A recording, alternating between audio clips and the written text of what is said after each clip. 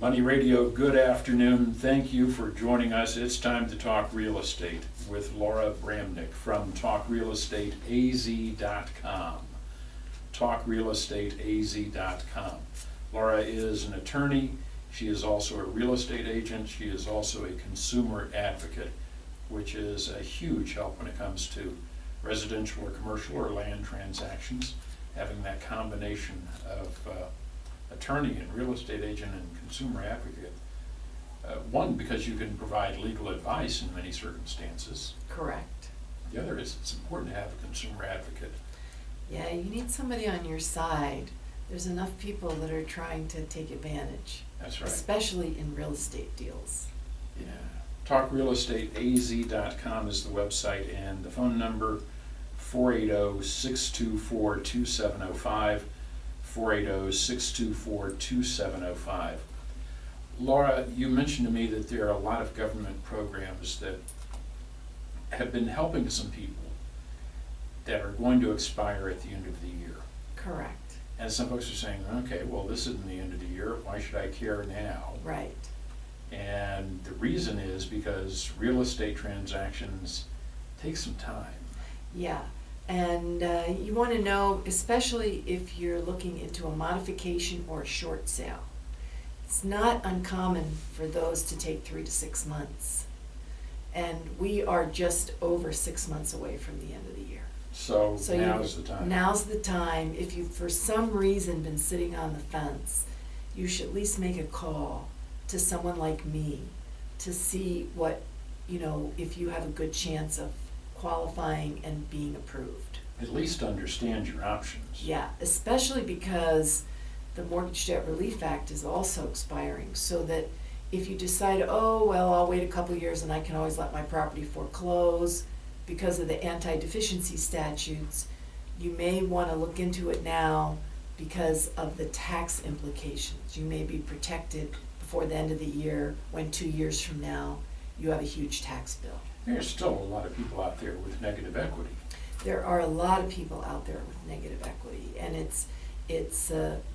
there's certain areas of the valley that have just not come back very quickly.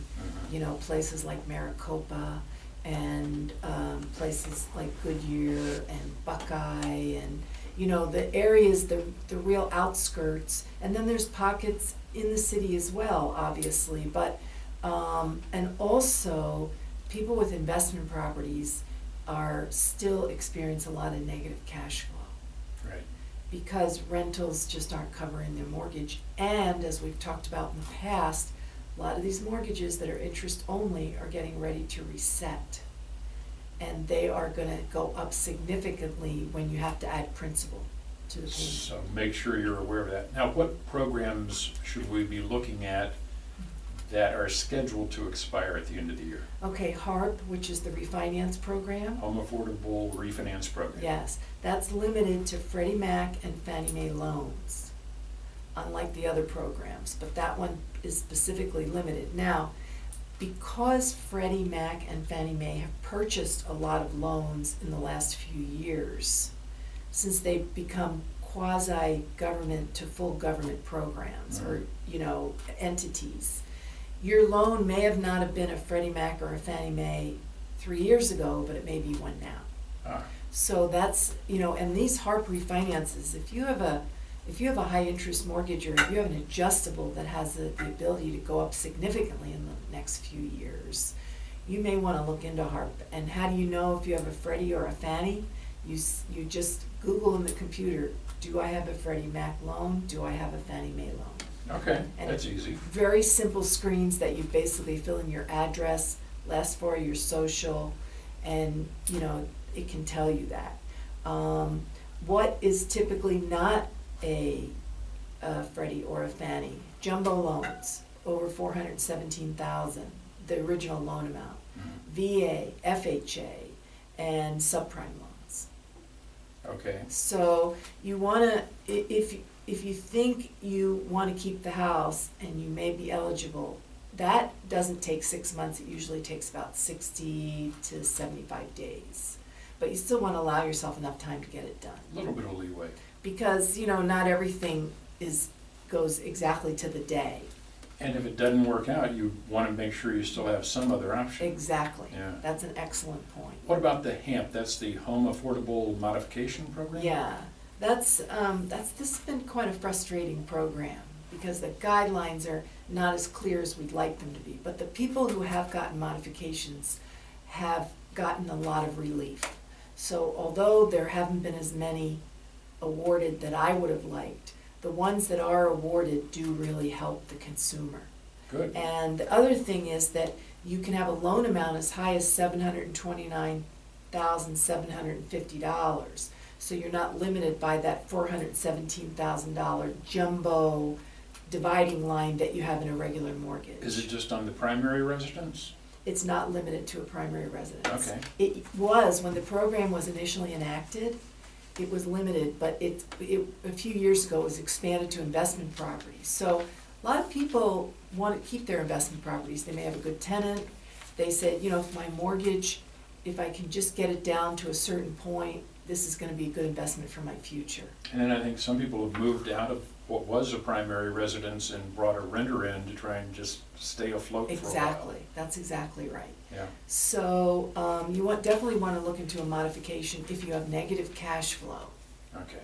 And you know, you have to make sure you qualify and you have to submit a lot of financial documentation, but it may in fact be worth it, and it does take several months.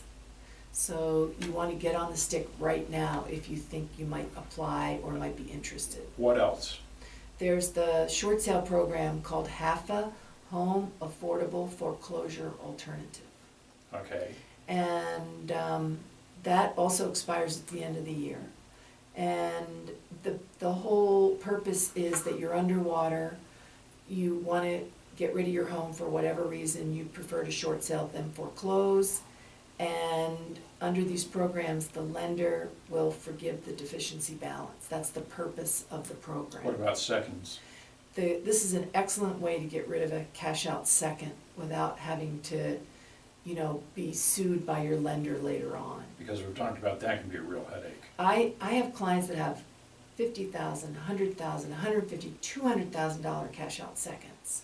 And this is an excellent way to avoid having to pay them in full. And it's legal. You're not doing anything inappropriate. Now, one more, the Debt Relief Act, the Mortgage Debt Relief Act, Yeah. that's scheduled to expire at the end of the year, Yeah, right? that's been extended, you know, every year for the last few years. But there's no guarantee it keeps being and extended. to be honest with you, since the other programs are expiring, this is connected because this has to do with forgiven debt.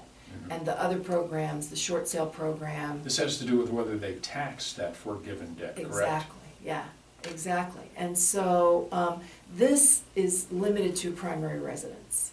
So that if you have done a short sale, or even sometimes a modification will forgive part of your principal balance, then you're going to get a 1099-C to say, oh my goodness, I didn't have to pay this back, but I have to include it in my income for tax purposes. And so if it's a primary residence and the mortgage that you did a short sale on or a modification on was used to buy, build, or improve the residence, then you have an exemption. If any of this might apply, the end of year is coming faster than you realize. It takes some time to work through these issues. Get started on it now. If you have questions about it, contact Laura. 480-624-2705, 480-624-2705, talkrealestateaz.com. That's talkrealestateaz.com. And do not put it off because time flies by. Time flies by. Thank you, Laura. Thanks, Sinclair.